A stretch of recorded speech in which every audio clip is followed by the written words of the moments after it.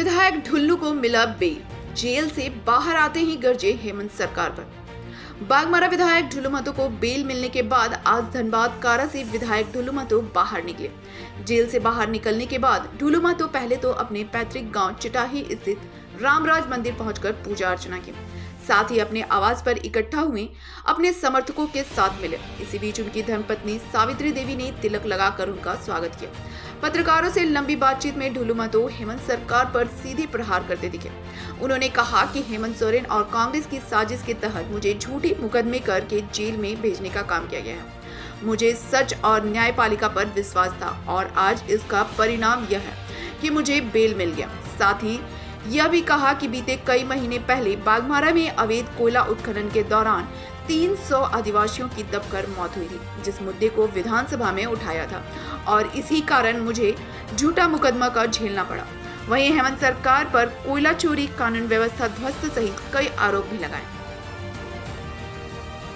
नहीं, एक बात बताइए ना भैया, आज जितना भी जगह पर कोयला चोरी हो रहा है, कौन हेमरम कर रहे हैं, कौन टुडू कर रहे हैं, कौन शरण कर रहे हैं, कौन बास्की कर रहा है, कौन आदिवासी कर रहा है चोरी, हमको बतावे तो। बाहरी और भीतरी के नाम पर पूरे झारखंड को आपस में लड़वा रहा है, कोयला चोरी और झारखंड को लुटवा रहा है। इसके पास कोई मुद्दा नहीं है। आप देखें ना, स्थानीय नीति को भी, स्थानीय नियोजन नीति को लाया, वो भी रद्द कर दिया गया। 1932 का लाया आनंद फानंद में, जबकि उसी के सरकार में जो लॉ मिनिस्टर डिप्यूट होता है, लॉ मिनिस्टर के द्वारा कहा गया था कि ये आनंद फानंद में मत लाइए, ये अवैध है। आपने देखा कि राज्यपाल के द्वारा वो फिर पत्र को जारी किया कि ये अवैध माना गया, तो लॉ विभाग भी, झारखंड सरकार में लॉ विभाग के जो अधिकारी हैं उनके द्वारा भी कहा गया था कि ये गलत है, ये अवैध है, मत लाइए। मगर वो आनंद फानंद में सिर्फ झारखंड को बरगलाने के लिए क्या 1932 का पक्षधर है? इसके लेकर देखे ना, आप लोग लाया, वो भी रद्द कर दिया गया। एक भी मुद्दा उन्होंने जो आज राज्य के जनता के सामने चुनावी घोषणा पत्र में उन्होंने जो कहा था कि झारखंड मुक्ति मोर्चा का सरकार बनेगा तो हम 5 लाख लोगों को नौकरी देंगे, 1 लोगों को नौकरी दिया।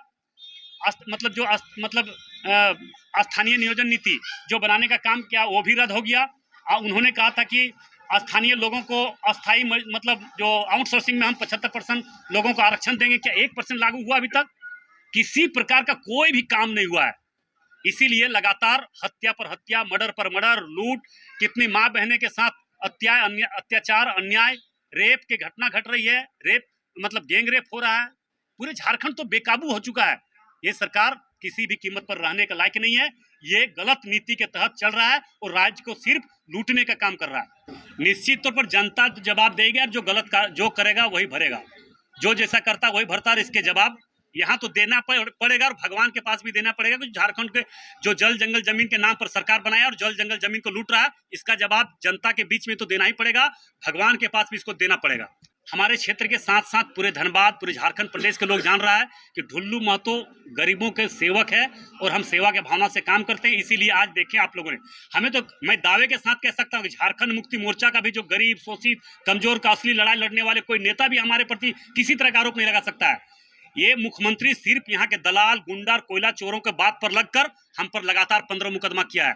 इसका पूरे लोग, पूरे धनबाद के साथ साथ पूरे बाघमारा के साथ पूरे झारखंड के लोगों में आक्रोश व्यक्त कर रहा है।